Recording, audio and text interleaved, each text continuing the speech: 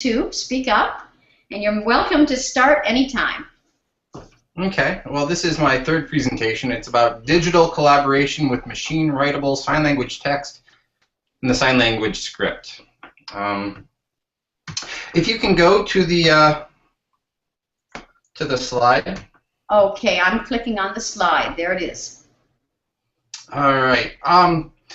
SignPuddle is where most of the open data for sign writing is coming from. We have over 1 million signs that have been written with SignPuddle. There are 65 languages, sign languages that are involved. Some of them have just requested that we open an area for their sign language, and other languages have tens of thousands of signs written in them. Right now we've had about 2 years of stability with our latest encoding, and it looks like we're good to go to the future. You can see the map world view. I tried to take, in my SignPuddle 3 development, which is still ongoing, I tried to take the database and correlate the languages with the countries where they're used, and you can kind of see the darker areas, the darker blue, that's where more people are using the SignPuddle, and that's where more of the data is coming from. Originally, I was going to give this presentation in Wikimania in London in 2014, next month.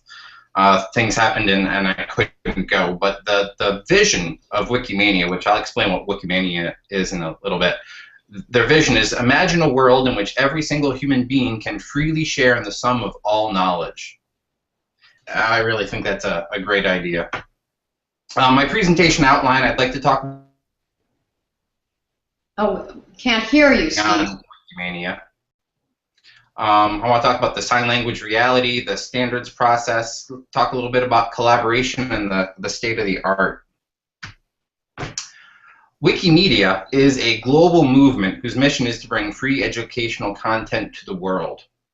If you've heard of Wikipedia or Wiktionary, or Wikidata is becoming really popular, they have Wikivoyage, with which they just started. All these projects are driven by the community of people that use their software. The organization Wikimedia itself is very small. I think it's somewhere around 40 people. But the Wikipedia site is one of the top sites on the internet. It's a really great place. One thing they have is something called Wikimedia Labs. Wikimedia Labs is a place where they provide the infrastructure for people to go up and do projects. So we have several projects on Wikimedia Labs. One is we have a copy of the sign writing icon server running up there that creates the SVG images for the sign writing text. We also have the prototype the Wikipedia for American Sign Language. So they don't actually do the development directly on Wikimedia Labs, but they provide a place where other people can go up there and do development. If you look at that third link down there I have on the page, that's to the sign writing project on Wikimedia Labs. It's an open place where we can have whatever kind of servers, or we can start whatever kind of programs we want, and we can utilize their infrastructure. It's really great for the community. There's the number of other projects running on Wikimedia Labs not related to sign writing is immense, and it's really great for community development. Now, Wikimedia also has a place called Incubator. Now, Incubator is where new projects in languages start. And after there's enough content on those projects, and after there's enough people going up there and adding content, it will become a real project with its own URL in the main space. Right now we have the American Sign Language Wikipedia on Incubator. That was a great development that I was able to get done last year, I believe, when I went to the hackathon in the Netherlands. That was a great environment. I had a great time. The sign writing gadget is a way that we can get sign writing on Incubator without having any kind of security risks, and it was able to pass their security review, and it's up there and running right now. So any language, any sign language that wants to use the formal sign writing standard, they can go up on Wikimedia Incubator and they can start their projects right now. I have a link up there to my page on SignWriting Tech, and that's about all the development that's going on Wikimedia Incubator. I'd like to say a special thanks to Yair Rand. He is just a member of the community that hangs out on Wikimedia Incubator, and he's been helping with the SignWriting Script and improving the gadget, and he's just done amazing things. He's one of my heroes up there. All right. I was initially going to make this a longer section because I was going to be talking to people at Wikimania, and I'm not sure how many people really understood sign language, but if you're watching this, I hope you understand sign language. One thing that's unusual is that sign language has coexisted with spoken language throughout history. It's usually unnoticed, but it's always been there. There's references in ancient Egypt where people that were deaf were considered touched special by God, and they were thought to have special and unique abilities. So they were actually raised with sign language and taught to read and write with hieroglyphics. It was really amazing. In ancient Greece, they have if Plato, when he's quoting his teacher Socrates, Socrates mentions that if he couldn't speak, then he would use sign language just like the deaf of his day did. Martha's Vineyard is a great example. There's a book called Everyone Here Spoke Sign Language, and it's this place, Martha's Vineyard, where there was hereditary deafness. And somebody heard about this, so they went to talk to people that used to live there, and they said, "Can you tell us about the people that were disabled there?" And the person said, "No, I can't think of anybody here that was disabled." It was natural to learn sign language in Martha's Vineyard. Every child, whether they were hearing or deaf, they learned sign language from birth. And deaf people weren't disabled, they were just people. And they didn't speak, they used sign language, and that was just fine. The book itself is filled with great stories. One of my favorite stories is how they use sign language for long-distance communication. There'd be one person standing on a hill over here, another person standing on a hill over here, and they would use a telescope to be able to have a long-distance conversation. Like I said, it has a lot of great stories in there. Sign language is superior in a lot of situations. Primarily deaf communication. Deaf, they sign. It's how they do it. Infant communication. Babies can learn to sign before they can learn to speak.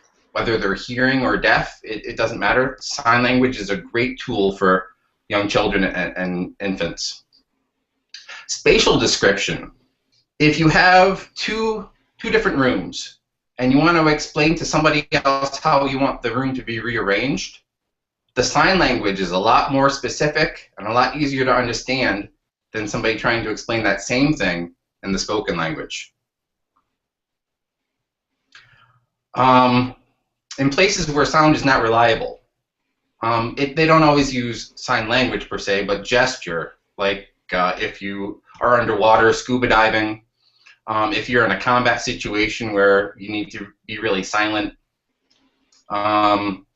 I've also seen sign language used in meetings where you want to be quiet and not interrupt, or if you're at a noisy concert or at a really noisy bar or something like that. Again, sign language, perfect for places like that.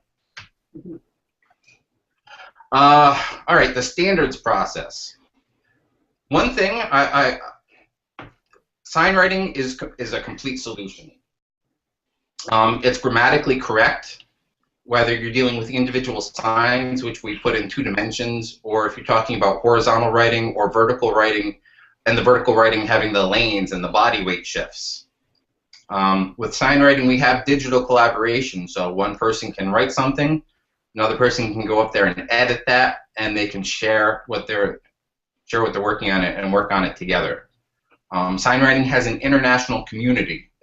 There's 12 different countries presenting in this symposium, and there's dozens of other countries where sign language is being written with sign writing. Sign writing also has many different kinds of hand styles, whether we're talking about block printing or cursive or shorthand.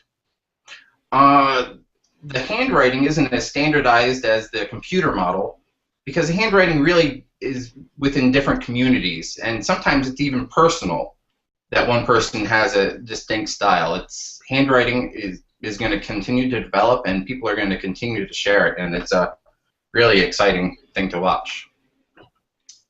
All right, when we're talking about a standard, what is a standard? It's basically just sharing experiences and perspectives. It's about building on the work that other people have done, and it's also about documenting your results so that other people can share and work with you.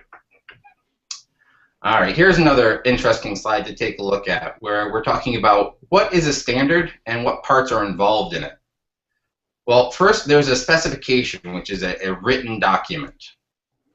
And second, there is an implementation that uses that standard. And third, there's the real-world usage of how people are actually using it. If we talk about web pages and HTML, you can go out there and you can find different specifications that describe how HTML is supposed to be used. For the implementations, you can look at the different browsers. There's Firefox, Chrome, Safari, Opera, and those are different implementations of the specification. And then there's real-world usage out there. How do people actually write the documents that are the web pages?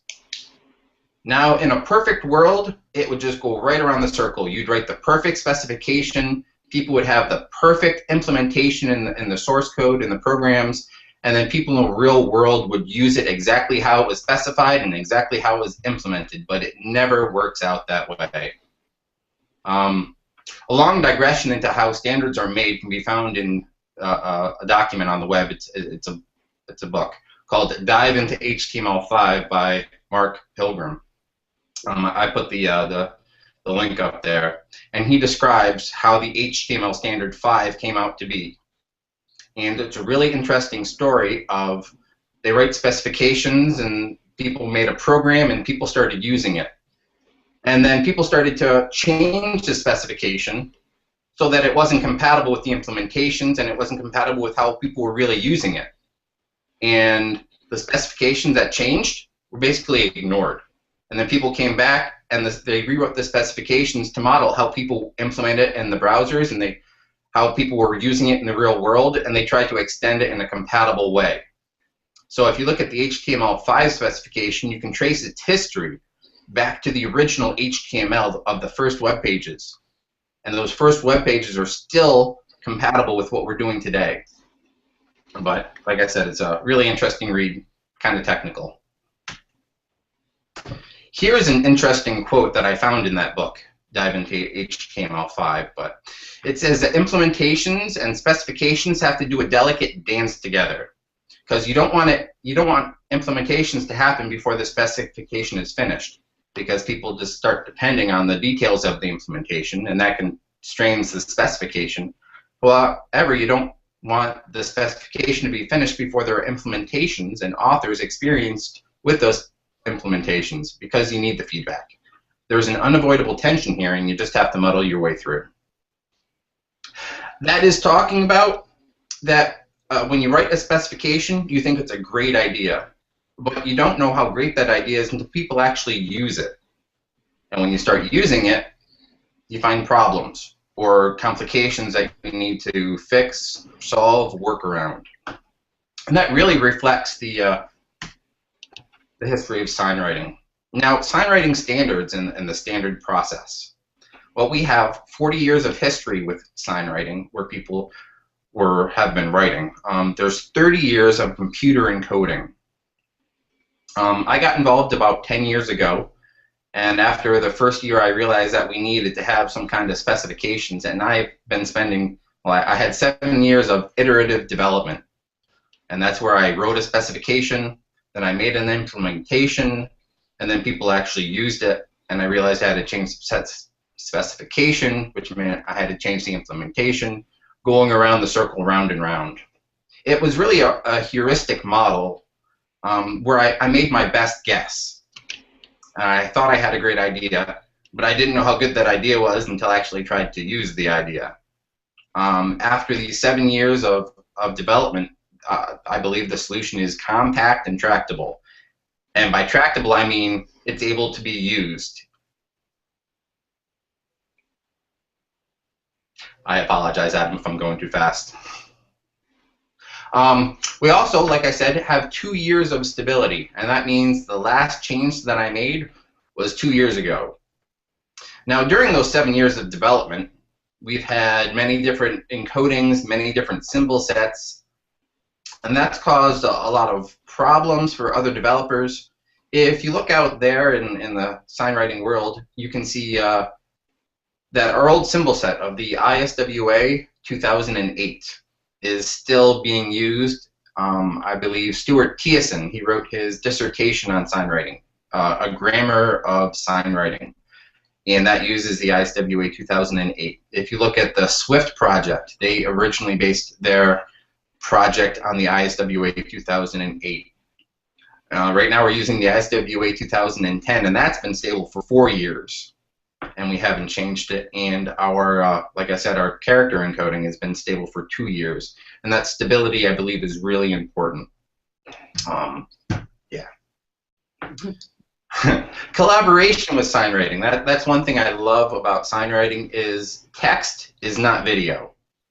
If you wanted to have more than one person working on a section of sign language, I think it would really be difficult, impossible, and require some complicated tools if you were trying to videotape that, because you would either have to make sure that the same person was always available to be videotaped, or you would have to have the segment cut, where it would cut from one signer to a different signer. But with text, we don't have that problem. If you want to change a section of text, you just change a section of text. One thing that sign writing has that other languages don't is the amount of collaboration involved in individual signs. If you're talking about English and you're going to write a word, you can look up that word in the dictionary and it says exactly how to spell it. That is the way you spell it. But in sign writing, we don't have that type of detailed proper spelling or improper spelling. There's a couple rules how you're supposed to write the center. Well, every sign has a center, and always write the place of contact. But I believe that the real rule of sign writing and writing the individual sign is, can people understand it? And that really takes collaboration between more than one person, because the person that writes the sign, they know it perfectly. But the other people that are trying to read the sign, well, can they understand it? And that really judges the validity of a spelling and how well that sign was written. Like I say, collaboration of content. If you go up to the ASL Wikipedia on the Incubator, that's where people are collaborating on content, where you can write content, you can edit what other people have written. Collaboration with tools. New people are making new tools, and that allows for more collaboration. New tools have new techniques which we can share, and things are just getting better and better. All right, the state of the art for sign writing today. We have the ASCII encoding, which is called formal sign writing. That is compatible to the Unicode and the private use area that we're using. But the ASCII encoding is much easier to use, and it's 2 to 6 times smaller when you're actually using it on the computer itself. We have our SVG fonts. That was on the Wikimedia Labs. We have that sign writing icon server.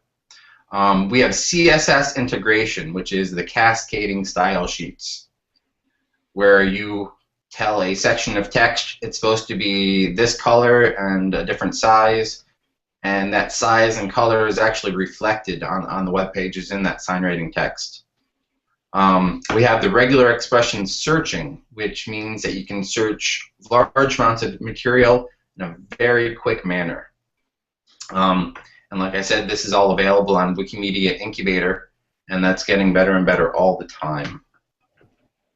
Sign writing tomorrow. There is work going on for the editors for the desktop and for mobile.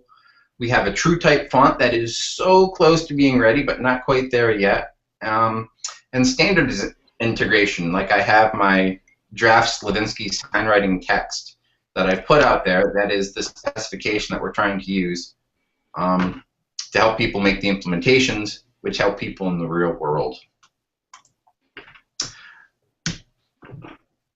So for the SignWriting Symposium 2014, I'd like to say, imagine a world in which every sign language user can freely share in the sum of all knowledge. And I believe we're really getting there, with more people writing, more people reading, and I'm just really excited for the future. And that was really quick. So that's about all I have right now. Okay, well actually, Steve, thank you. And I'm assuming that when we saw your slides, we were able to see Adam. I'm not sure because I don't understand the technology. I hope so. Were you sharing your desktop? Yes, yes I was. Oh, that's so smart. I figured you knew everything. Well, that's really good. So I'd like to ask, since we do have actually another half hour before the next presentation, because the next presentation's at 15 minutes over the hour, I'd like to ask you if you could show us on your desktop. Could you take us to the Wikimedia Incubator site and actually show us? And I'm going to put my screen back up for your area, right? There, we're up at your slides again. All right. And you'd be able to go to the website, right, and show us this incredible site, and also show us the Wikimedia Labs, too, because we have time. And by the way, while we're on the subject, we do have one comment also from Stefan. Can you see it? Yeah. If I would like to start a project DGS in Wikipedia, but don't know how to begin, do you offer kind of step-by-step tutorial? It would be great. Sure. Let me show you what we have. There is. This is my slide for the Wikimedia Labs. This first, I will just go to it. Yeah, I'll allow that. This is just the icon server that's generating all of our images for the our Wikimedia projects that we have going. That's called the icon server, SWIS. As everybody can see there. When we say SWIS, we mean the icon server. Right. This link right here, this goes to the old ASL Wikipedia project. It's a little bit nicer in layout and a little more friendly to view. But as you can see, we have the different articles with the different text. And if we wanted to go to a different article, we would go up there and we could see that the text is written in our vertical columns, and we can go up there and we can easily read it. Like I said, Labs, it's a self-service place, so I went up there and I had to build a MediaWiki install, and I had to load up the software and configure it. So this really has a barrier of entry if other sign languages wanted to actually participate in this. But that's why we have something even better, and that is on Incubator. Incubator, the places where little projects grow up to be big projects in the real world. Here is the link for the ASL Wikipedia project on Incubator. Since it's a beginning project, you get this welcoming screen saying that this is an open test wiki of Wikimedia Incubator. It tells you about the language. You can find out some information about the language that we're talking about. All pages in this test wiki. This is a really great page because if you go down, you can see the title for all the different pages that are available on the Incubator. Let me just pick one bit. I'd like to ask a question, Steve. Why does it say WPASE? What is that? WPASE, every project on Incubator is not really a full project, it's only part of a project. And that WP means Wikipedia. The ASE means American Sign Language, because that's the language code for ASE. So if this said, okay. I'm so sorry to interrupt you, but I just want people to understand that this is still a test area, isn't it? It's not the official Wikipedia yet, is it? No, but I still encourage people to get up there and try to add and collaborate and help us develop. Because other than not having its own URL, like the English Wikipedia has en.wikipedia.org, later we'll have our own ase.wikipedia.org. And the only difference between now and then is that now we're just a sub-project on Incubator, and later we'll be a real project. Well, we're still a real project, but we'll be an official project that's been recognized as out of the Incubator. But we still need people to go on there and edit and add, and that's how one of the ways that we get from Incubator onto our own domain. Okay, thank you for explaining that. So let's see something. You're going to show us something. Yeah, just one more thing about the stop up here. Instead of WP, if it was WK, that would be a Wiktionary for American Sign Language, and that would be like a dictionary that people were making. Uh-huh. All right, so if I open up a page, you can see that we have the headers in here with the commands, and we have the text which flows to the right. And this is using that icon server for the SVG. And if you went to edit a page, you would see the formal sign writing ASCII strings that are in the back. You know, it's overwhelming a little bit. I think people should understand that up at the top, those are actual menus written in ASL, right? Yes. Why don't you point for 1 minute? See what Steve is pointing at right now? Those little signs up there, that's an ASL, and those are the menus, like a pull-down menu, except it's written in ASL instead of English or other spoken languages. And Adam Frost has been trying to do the translation for the menus in Translate Wiki, and it isn't quite done yet. So that's why you see some words still going, like list of wikis and manual and navigation. Isn't that true, Steve? Right, and this is also something called vertical writing mode. It's a different way to present web pages, because normally we go on the web and we see horizontal writing mode on the web pages, but they're trying to make this vertical writing mode. And that's because deaf people here, anyway, and certainly in other countries as well, have requested vertical writing, so you've made that possible, right? Right. Stefan just asked, how do we handle writing from left to right? Okay. Now, this right here is Incubator. This page on Incubator is displayed this way because of Yair Rand. He went in there and he modified the gadget that I wrote, and he pretty much hacked in the vertical writing mode support. So he did some. By the way, here use writing needed because our deaf staff and everybody here wants it. So thank you, Yair Rand. We're grateful to you. Now, if you go into, I can possibly show this later, but the vertical writing mode, they're looking into officially supporting that in the Wikimedia Incubator and in the different Wikimedia projects, so that this will be better supported and will work better. Right now, it can be a little bit disorienting looking at the vertical mode because we're not used to it, but we're working on it and we're getting there. Now, when Stefan asked about writing left to right, well, every language, they are talking about having a specification where is this horizontal writing or is this a vertical writing? So if American Sign Language wanted to be written vertically, we would tell the Incubator that ASL is a vertical writing script. For DGS, for German Sign Language, if they wanted to write in horizontal, they could tell Wikimedia Incubator that they're a horizontal writing script, and it would use the same script, the same gadget, but it would be displayed in a horizontal way rather than a vertical way. Wow. So that's very flexible. Is there a way to be able to switch? I'm not asking, really, it's okay. But could we actually have the choice between in the same language to go back and forth someday? Maybe so. Maybe way in the future, perhaps. Huh?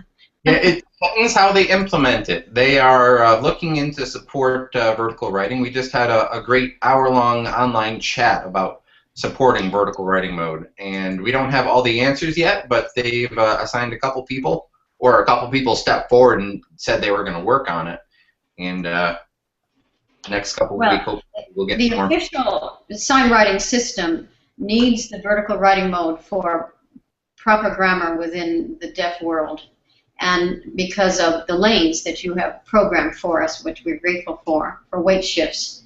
So vertical writing mode to us here means everything, but I think it's also very wonderful that they're so flexible to give also a possibility for the horizontal mode. Please thank them all for all of us. So Stefan, I think that answered your question, I hope. Yeah, the one thing about vertical writing mode is that Firefox does not support vertical writing mode yet. Uh-huh. But we filed a bug has been filed with Firefox, and they're going to be taking a look at the issue.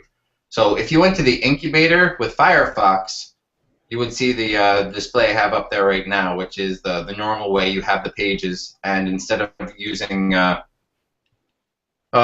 columns, you just have one long column that runs down and down and down and down. Well, it still gives you the vertical mode. It just doesn't give you the columns from left to right. That's interesting. Yeah, it's still in vertical mode in a strange way. Right. Now, if you went there to edit a page in without any kind of added editor, shouldn't be protected. Oh, here we go. You can see that we have the formal sign writing code in there, and I know that can be a little bit overwhelming. But just like if you were going to look at any other script and you just saw it as ones and zeros, it'd be the same thing. So this will be covered up later by the editor mode, so that we can go in there and we can really do some great digital collaboration. Wonderful. And let's see. Wow. What more can you show us? Yeah, on Wikimedia Incubator, I have that second link, which is incubator.wikimedia.org/wiki/user Slevinski/signwriting/text. That's a long title, I know. But that right there is the place where we've been, a place to talk about sign writing tech. If you have questions or answers, how to improve the gadget or the standards, there's been some great discussion on there where we talk about the different browser support, we talk about the caching options, page titles, and lots of other things. People are actually even using sign names for their username, which I thought was really great. Yeah, I think I have my sign name in there as my username, I believe. Right, and if you go up there and read any of the text, you'll see that Yair Rand he's really a superstar. Oh, once again, thank you, Yair. We are grateful. And I am also grateful to you, Steve. I mean, my goodness, look at all the work that everybody's been doing. It's amazing. And Adam, too. You know, I noticed that Stefan had a question about, or at least a comment about TrueType and the fact that we now have SVG. And on screen here we have Adam interpreting and we have Steve talking, but actually both these gentlemen worked together to give us the SVG a long time ago. We've already discussed this in the previous presentation. You're Steve, yeah. And it was wonderful. And Adam did all the nitpicking work, and then Steve put it into the font for us. And I just wanted to tell Stefan real fast that technically in SignPuddle Online you can go up and use the SVG refinement, can't you? The ping, I don't know what it's called. SVG refinement ping or something. S-ping, whatever it is. The point is that right now we don't need TrueType for good-looking symbols on SignPuddle Online, do we? No, we can use the SVG refinement, and yeah, Adam did amazing work on that. I'm blown away by how much time he spent. But yeah, of course, I'm blown away by how much time you spent Q Valley creating these symbol sets. So. yeah, it's all teamwork, and Stefan also has worked a great deal. So if we click back on your screen for the moment, I'd like to ask you, Steve, in the Wikipedia, in the Wikimedia Incubator, are those symbols SVG that we were looking at? Yes, I'm pulling in the SVG from that signwriting icon server that's running over on Wikimedia Labs. Can you go back for 1 minute to the Wikimedia Incubator? or even on the Wikimedia Labs, doesn't matter. Can you go bigger in your screen so we could see the symbols really large? Because most of it's tiny. Of course, we have the large sign writing text over there as the title. But can you show us something even larger? Maybe it's hard to do for you on that screen. I don't know. Yeah. The problem with enlarging this, I'll just show you. Don't even try. It's okay. I just wanted people to see the clean symbols. Yeah, there we go. Those symbols, it may not be clear on your screen right now, but those are SVG, aren't they? Yeah, they are, and they are. I love the quality. They're beautiful. Yes, that's right. So we did not need TrueType because we're using the SVG. Mm-hmm. So to answer Stefan's point there, I think you should know, Stefan, that within the Wikimedia Incubator, if you were to start working with your deaf students on a German Sign Language Wikipedia project, you would be using SVG that looks really cool. That's what I wanted to say. Right, and the SVG is the basis for the TrueType font. We're actually just importing our SVG images into that TrueType. That's very true. There was a presentation 19 that Steve gave relating to Eduardo Trupp. I'm so sorry, Eduardo. I'm not sure how to pronounce your name, but you're from Uruguay and you've done such a great job. You're our hero, helping us do a TrueType font. So is that what you're referring to, Steve? Yes, exactly. Exactly. So the SVG is all intertwined. So, okay, now, Stefan, he says you're very kind, Steve. Thank you so much. All right. Now, also, one more thing on that sign writing tech page that I showed. We have some news. We got ambassadors, people just to help other people work it. But the that last link, the incubator link, is really interesting. Because,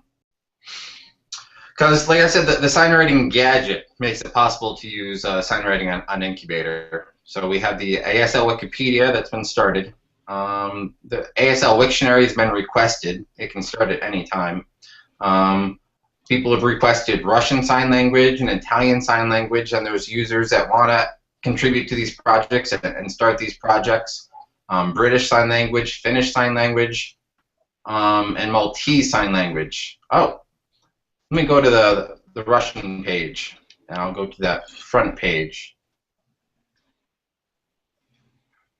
Yeah, that vertical writing mode, we still got to fix that. It would look better in Firefox. Well, yes.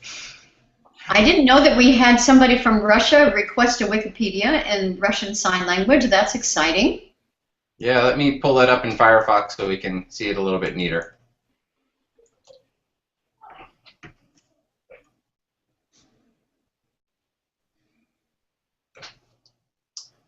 Yeah, they say Russian Sign Language is spoken by 171,000 deaf in Russia, Belarus, and Kazakhstan. Wow. I am so glad to know about this. Do you know that I didn't know about this? Now, see, this is an example of how sign writing is spreading. Look at that. Wow. Sign Writing Script. Hmm. And, oh, wow. Yeah, you can view the history. You can see the Midnight Gambler. He's the one that's been writing. Midnight Gambler. What a cute name.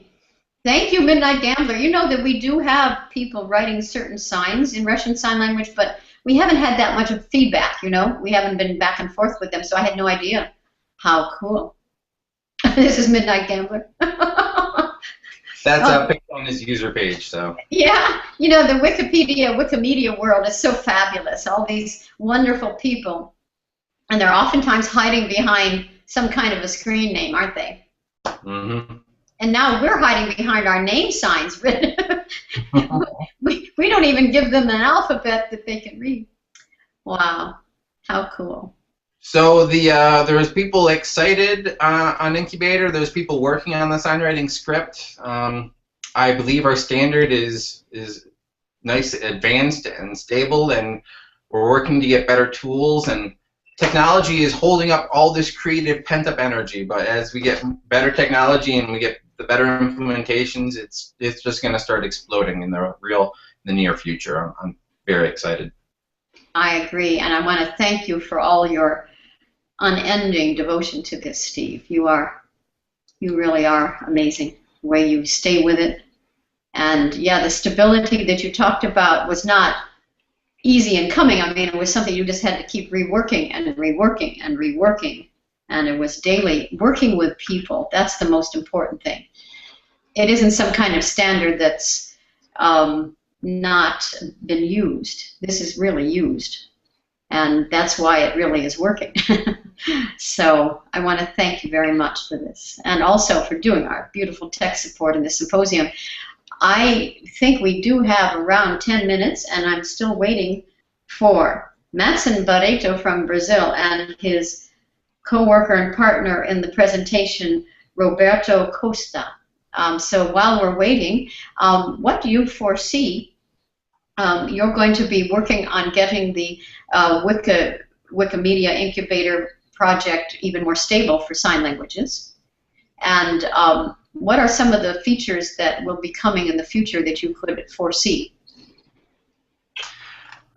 Oh, well, we already have a lot of great features. You can have, like I said, the CSS styling, which is really nice. You can have different colors and sizes of the sign writing text. Mm-hmm. You can have embedded links, so one wiki page can refer to another wiki page. Yeah, getting the user interface in American Sign Language and working on that vertical writing mode. Those are the things that are coming right now. Okay. And hopefully in the near future, I'm working on the editors outside of the incubator environment. But later, I'm going to be putting those editors into the incubator environment, and that's when it just will explode. And let me explain to everybody very quickly what my understanding is of that circumstance. What has happened is right now, how do people write an article? Nancy Romero wrote 48 articles, and Adam wrote one, and Charles Butler wrote one. How did they do it? They wrote it, didn't they, in SignPuddle online at the moment. Just at the moment, because we don't have the editors built into the Wikimedia site yet. So if somebody asked me, and actually I did have somebody ask me 2 days ago, I think, privately, how would they add an article to the Wikimedia Incubator? And it was a person who didn't know very much about SignPuddle either. So I realized I need to answer them. So my understanding is that they were to write the article in, at the moment, our SignWriting puddle, the SignPuddle that you've developed on signpuddle.org, and they'll go to the ASL literature or the ASL encyclopedia puddle, and there's a link there, and they develop the article there, and then they tell us, right? And then we post it for them. Is that what we're doing at the moment? Well, they can make their own pages. You'd want the title as well to be in sign writing, so you'd have to write another section for the title. Okay. But the idea is that you just copy that formal sign writing code. That it's FSW, and it's just that ASCII code that has the letters and the numbers, and you just copy and paste that right in. And because if you look at the top, I don't know if you can see this very well.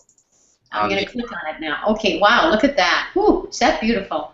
Yeah, the name, when you're seeing it in ASCII, you don't actually get to see the sign writing, but this is the code that is the title of that page. Is that what you call ASCII, Steve? Yeah, ASCII. It's got the AS11551S. Okay, well, we lay people don't understand this, so let me just, I know this is diverting. I have to ask you, we have 5 minutes, and we don't have anybody else here yet. So when you use the term ASCII, for me, I thought that, I'm not knowledgeable. I always thought ASCII represented, alphabetic characters and a few numbers. You know what I mean, like the old days, ASCII was sort of like machine text or something. Could you tell us what ASCII is in your world? That is what ASCII is. It's letters and numbers. Okay. And yet you are using letters and numbers to represent sign writing? Yes. Every sign is a mathematical word, if you will. And that mathematical word is made up of letters and numbers. And it's in a regular pattern that we can recognize. And you call that formal sign writing? It's at the FSW? Formal sign writing, right? And I know it looks like gibberish to some people, but once you get used to it, it's extremely readable by humans. We don't want to have to read it. We don't want to have to, but if we do, it is readable. Okay. Well, I'm sorry. I'm sort of looking for our presenters as well while we're talking. Excuse me. So you just, it is definitely readable, I'm sure. So in other words, a person would write the article at the moment just because of the nature of things. They would go into SignPuddle online.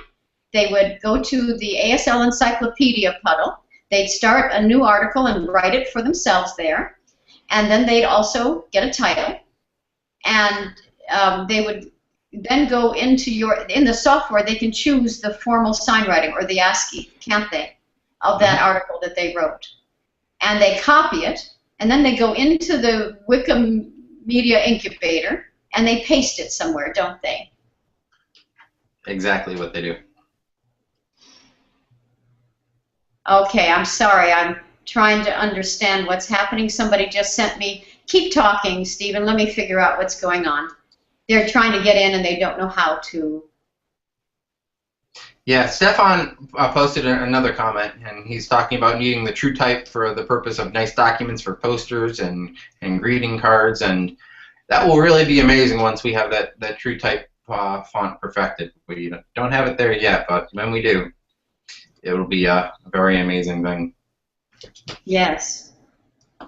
Okay, I just sent an invitation to Vera Lucia Souza e Lima. And I guess I need to send an invitation to Matson. I would think Matson would know how to get in, I hope. I will send them a presentation link, which, you know, this has been unique for people because there's a special link that people need to get in, as you probably know. And so, Steve, you just go right ahead and say what you just said again. I'm sorry. No, that is quite all right. Yeah, in the presentation, which we'll get up on the website in a little bit, I posted it on my SlideShare account, but Val's going to put it on the presentation webpage. I gave it to her a bit late, so I understand why it's not there actually this morning, so really. Oh, Madsen. But if you go into that presentation, you'll see a couple links. And on the incubator, there's a lot of information you can find out and a lot of good stuff to read. And I look forward to working together with people and really making it happen. You bet. Steve, I can't thank you enough. I'm going to try to click on your screen and say hello to you. Yes. Thank you for your wonderful presentation, and it's very